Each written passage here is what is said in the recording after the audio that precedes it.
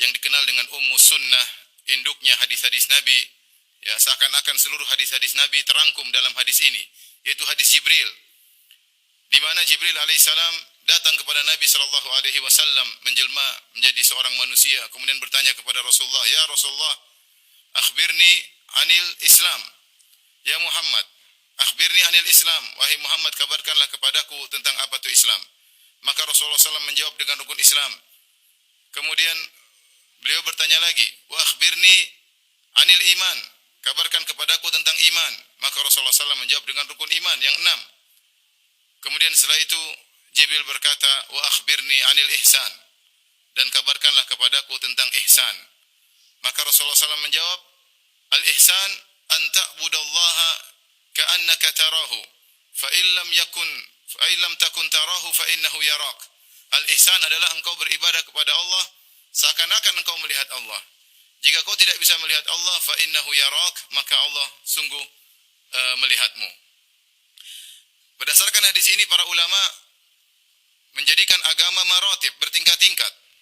Tingkatan pertama adalah Islam, tingkatan kedua adalah al-iman, dan tingkatan tertinggi adalah al-ihsan. Secara umum semua kaum muslimin telah masuk dalam derajat yang pertama, al-Islam. Jika dia telah mengucapkan asyhadu an la ilaha illallah wa asyhadu anna Muhammadar Rasulullah, maka telah masuk dalam derajat al-Islam. Tetapi apakah semuanya masuk dalam derajat al-iman? Belum tentu. Oleh karenanya Allah Subhanahu wa taala berfirman dalam surat Al-Hujurat, "Qalatil a'rabu amanna, qul lam tu'minu walakin qulu aslamna." Berkata orang-orang Arab Badu yang mereka baru saja masuk Islam di akhir-akhir perjalanan kehidupan Nabi sallallahu alaihi wasallam, mereka baru masuk Islam. Kemudian mereka berkata, "Amanna, kami telah beriman." Kata Allah Subhanahu wa taala, Allah bantah, "Qul lam tu'minu walakin qulu aslamna." Katakanlah wahai Muhammad kepada mereka, lam tu'minu, kalian belum beriman. Walakin qulu aslamna, tapi katakanlah kami telah Islam. Demikian juga dalam hadis Sa'ad bin Abi Waqqas radhiyallahu taala anhu, ketika Rasulullah SAW membagi pemberian kepada para sahabat, ada seorang sahabat yang Nabi tidak berikan pembagian kepadanya. Maka Sa'ad bin Abi Waqqas berkata, "Ya Rasulullah, a'ti fulanan fa innahu mu'minun." Ya Rasulullah, berilah pemberian kepada si fulan, sungguhnya dia seorang mukmin. Nabi katakan, "Au muslim," atau muslim. Kata Sa'ad bin Abi Waqqas, "Aku ulangi lagi. Fa innahu mu'min," sungguhnya dia mukmin. Kata Nabi, "Au muslim," atau belum iman, masih muslim. Sampai 3 kali. Yang ini menjelaskan bahwasanya ada tingkatan antara Islam dengan iman. Ya. Seorang ketika sudah Islam, maka dia berusaha meningkatkan derajatnya sampai pada tingkatan iman. Dan Islam berkaitan dengan amalan-amalan zahir, adapun iman berkaitan dengan amalan-amalan hati. Makanya rukun iman berkaitan dengan amalan hati. Antu'mina billahi wa malaikatihi wa kutubi wa rusuli wal yaumil akhir. Beriman tentang hal-hal yang gaib, yang itu semua tempatnya di hati. Ternyata ada lagi derajat yang lebih tinggi lagi daripada iman, yaitu al-ihsan. Al-ihsan, derajat yang tertinggi. Jika seorang sudah muslim, dia berusaha meninggalkan derajatnya sampai pada derajat iman. Jika dia sudah sampai pada derajat iman, tingkatkan lagi derajatnya sampai derajat ihsan. Dan itu derajat tertinggi dalam agama. Dan Rasulullah SAW telah menjelaskan, al-ihsan an ta'budallaha ka'annaka tarahu. Ihsan adalah engkau beribadah kepada Allah seakan-akan engkau melihat Allah. Fa illam takun tarahu fa innahu yarak. Kalau kau tidak lihat Allah, maka sungguhnya Allah melihatmu. Apa yang dimaksud dengan ihsan? Tadi sudah dijelaskan oleh Nabi SAW. Bagaimana seorang beribadah dalam kondisi seakan-akan dia melihat Allah. Ini derajat paling tinggi dalam ihsan. Ada 2 derajat. Pertama, seakan-akan dia melihat Allah. Bagaimana caranya? Yaitu dia menghadirkan keagungan Allah Subhanahu wa taala. Bagaimana sifat-sifat Allah yang mulia? Bagaimana Allah Maha tinggi di atas arsy-Nya? Bagaimana Allahu Akbar, Allah Maha besar? Bagaimana Allah Maha agung? Allah di atas arsy-Nya, Allah bisa mengatur seluruh makhluk yang ada di bawahnya. Dan dia merasakan keagungan Allah Subhanahu wa taala. Dia merasa Allah Maha dekat. Sehingga dia menghadirkan keagungan Allah di hadapan dia. Jika dia tidak mampu, maka derajat berikutnya yang di bawahnya, sungguhnya Allah melihat engkau, menghadirkan muraqabatullah, yaitu merasa selalu diawasi dan dilihat oleh Allah Subhanahu wa taala. Seorang berusaha sampai pada derajat ini karena ini derajat yang tertinggi dalam agama. Ma'asyiral muslimin yang dirahmati oleh Allah Subhanahu wa taala. Karenanya ihsan berkaitan dengan Islam dan iman. Seorang tatkala menjalankan Islam disertai dengan kondisi ihsan. Seorang tatkala menjalankan iman disertai dengan kondisi ihsan.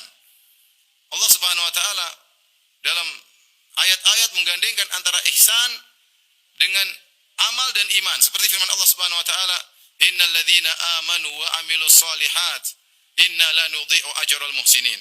Sungguhnya orang-orang yang beriman dan beramal saleh, sungguhnya kami tidak menyia-nyiakan orang-orang yang berbuat ihsan. Allah berfirman, "Walladzina jahadu fina lanahdiyannahum subulana wa innallaha lama'al muhsinin." Dan orang-orang yang berjihad, berjuang di jalan kami akan bukakan pintu-pintu kami bagi mereka. Wa innallaha lama'al muhsinin, dan sungguh Allah bersama orang-orang yang berbuat ihsan. Kemudian juga Allah Subhanahu wa taala berfirman, "Wa may yuslim wajhahu illallahi wa huwa muhsin." Dan siapa yang mengarahkan wajahnya kepada Allah, menyerahkan wajahnya kepada Allah dalam kondisi ihsan. Jadi maksudnya, bagaimana kita menerapkan ihsan dalam kehidupan kita? Tatkala kita beribadah, antara kita dengan Allah, kita merasa dilihat oleh Allah. Kalau kita merasa sedang melihat Allah, ini yang terbaik tentunya. Menghadirkan keagungan Allah di hadapan kita. Tapi kalau kita tidak mampu, yakinlah Allah sedang melihat kita. Contohnya salat. Ketika kita salat, jangan asal salat. Kita ingin hadirkan derajat ihsan dalam salat kita. Bagaimana caranya? Kita menghadirkan Allah sedang melihat kita. Allah Subhanahu wa taala berfirman, "Wa tawakkal 'alal 'azizir rahim, alladzi yaraka hina taqum, wa taqallubaka fi sajidin, innahu wasami'ul alim." Kata Allah kepada Rasulullah sallallahu alaihi wasallam, "Bertawakkallah engkau wahai Muhammad kepada Allah yang Maha Perkasa dan Maha Penyayang." Bahkan dalam ibadahmu bertawakal. Bukan hanya mencari rezeki kita bertawakal, bukan hanya mencari dunia kita bertawakal, dalam ibadah, dalam salatmu bertawakallah. Bagaimana caranya? Hadirkan bahwasanya Allah sedang melihatmu. Alladzi yaraka hina taqum, yaitu Allah yang melihat engkau tatkala kau berdiri untuk salat. Wa taqallubaka fi sajidin, tatkala kau bergerak dalam salatmu, berdirimu, rukukmu, sujudmu, duduk di antara dua sujud, tasyahudmu, Allah sedang melihatmu. Innahu wasami'ul alim, sungguhnya Allah Subhanahu wa taala Maha mendengar dan Maha mengetahui. Nabi SAW dalam Sahih Bukhari berkata, "Inna ahadakum idza kana fi salat fa innahu yunaji rabbahu." Sungguhnya salah seorang dari kalian kalau dia sedang salat, maka sesungguhnya dia sedang bermunajat kepada Rabb-nya. Apa itu munajat? Munajat itu perkataan yang perlahan di antara dua orang dalam bahasa Arab. Kita sedang salat, Allahu Akbar, kita sedang berbicara dengan Allah, bermunajat, berdua-duaan dengan Allah Subhanahu wa taala. Makanya dalam hadis dalam Sahih Muslim, Allah berkata, "Qasamtu salat nisfain." Aku menjadikan Al-Fatihah menjadi dua bagian. Kemudian kata Allah Subhanahu wa taala, "Wa idza qala 'abdi alhamdulillahirabbil alamin." Jika hambaku dalam salatnya mengatakan alhamdulillahirabbil alamin, maka aku berkata, Allah berkata, "Hamidani 'abdi." Hambaku telah memujiku. Bayangkan. Kita ngomong Allah balas, kita ngomong Allah balas. Kita sedang bermunajat. Wa idza qala Ar-Rahmanir Rahim, jika hambaku mengatakan Ar-Rahmanir Rahim, maka Allah berkata, "Majjadani 'abdi." Sungguhnya hambaku telah mengagungkan aku. Wa idza qala Maliki Yaumiddin, jika hambaku berkata Maliki Yaumiddin, yang menguasai hari pembalasan, Allah berkata, "Asna alayya 'abdi." Sungguhnya hambaku telah menyanjungku. Maka seorang ketika salat untuk menghadirkan derajat ihsan, dihadirkan itu semua. Ingat pesan-pesan Nabi SAW bahwasanya kita sedang berhadapan dengan Allah Subhanahu wa taala. Ini contoh kita menghadirkan ihsan dalam ibadah kita. Ibadah antara kita dengan Allah Subhanahu wa taala. Dalam segala hal, kita baca Quran, kita salat malam, ya, kita berpuasa, hadirkan Allah sedang melihat kita. Kemudian bagaimana kita menghadirkan ihsan dalam kegiatan sehari-hari? Ibadah bukan terbatas pada hubungan kita dengan Allah. Hubungan kita interaksi dengan manusia lain juga ibadah. Bagaimana ketika Anda sedang memberi sumbangan kepada orang lain? Anda hadirkan ihsan. Ya Allah, ini sumbanganku aku berikan kepada si fulan. Aku tidak mengharap pujiannya.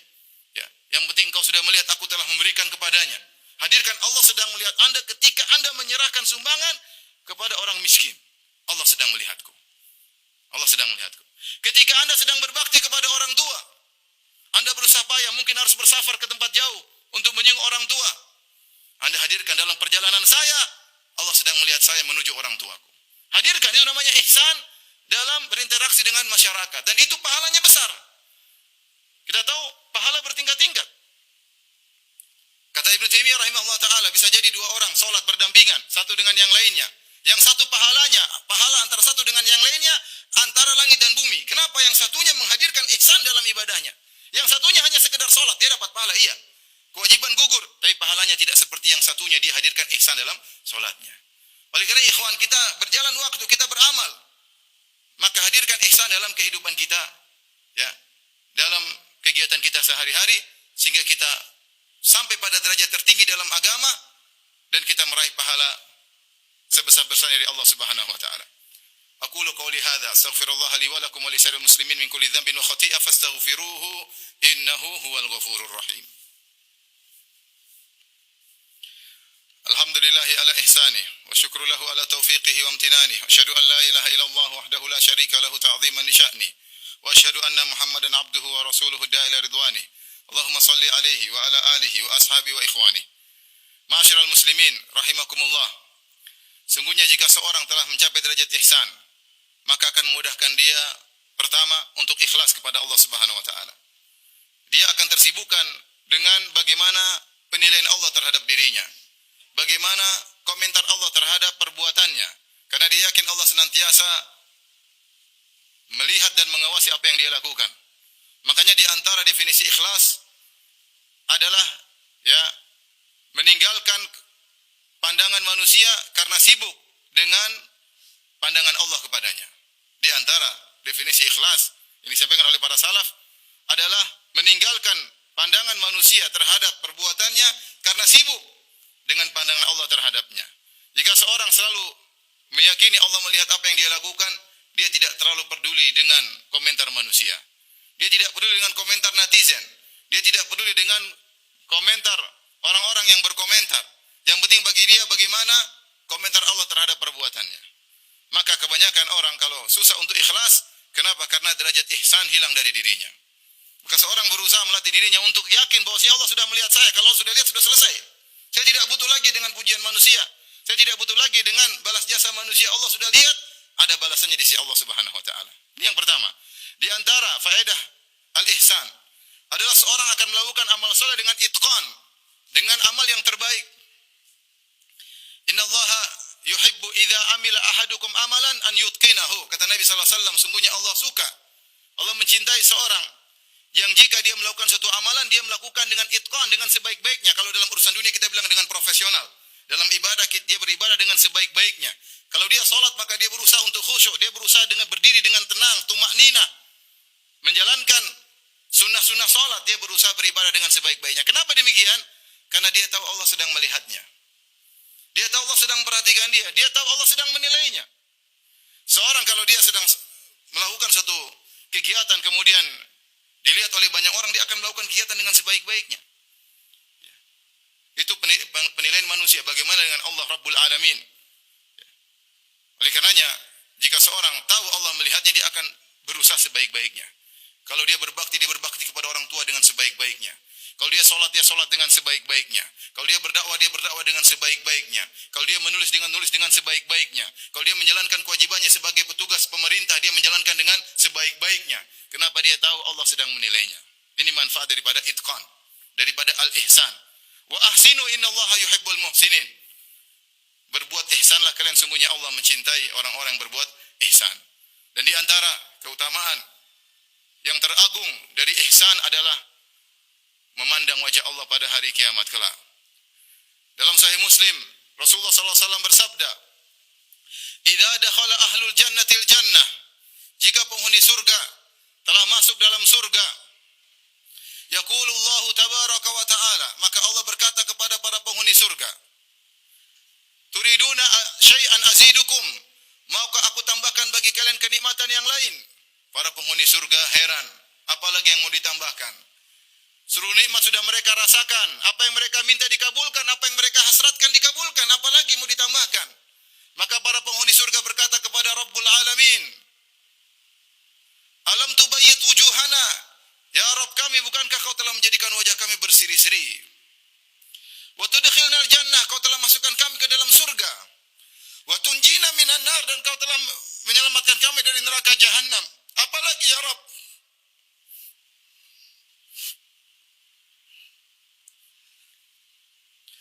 Allah Subhanahu wa taala berkata, kata Nabi sallallahu alaihi wasallam bersabda, "Fayakshiful hijab," maka Allah mengangkat hijabnya. "Fama u'tu syai'an ahabba ilaihim minan nadhari ila rabbihim." Maka tidaklah mereka diberikan kenikmatan yang terindah, yang terbaik seperti melihat wajah Rabb mereka.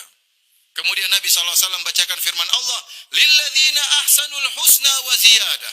Bagi orang-orang yang melakukan ihsan, mereka mendapatkan surga, al-husna wa ziyadah, dan tambahan, yaitu melihat wajah Allah Subhanahu wa taala.